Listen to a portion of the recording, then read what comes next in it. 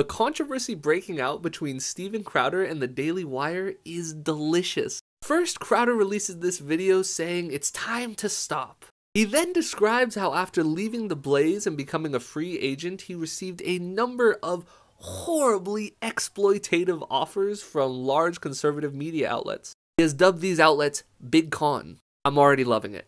He then describes one particular contract he was offered that was so terrible that he just had to release this video. They wanted too much for too little, but the company was left nameless. Then out of the darkness emerged Ben Shapiro's company, The Daily Wire, with their own video titled Our Offer to Steven Crowder. They say, okay, you want to talk trash about our offer? Let's go into detail on what the offer actually was. First and most notably, the deal was a 4-year, $50 million contract. I wonder why Steven Crowder didn't mention that in his video. They wanted 192 daily episodes, which averages out to 4 shows a week with 4 weeks of vacation. They also wanted other stuff like promotional shoots 4 times a year and monthly exclusive content for subscribers. They also wanted him once a year to do like a stand-up special and make like a documentary sort of thing, both of which they would pay for on top of the $50 million. For example, for the documentary, he would have a budget of roughly $1.25 million.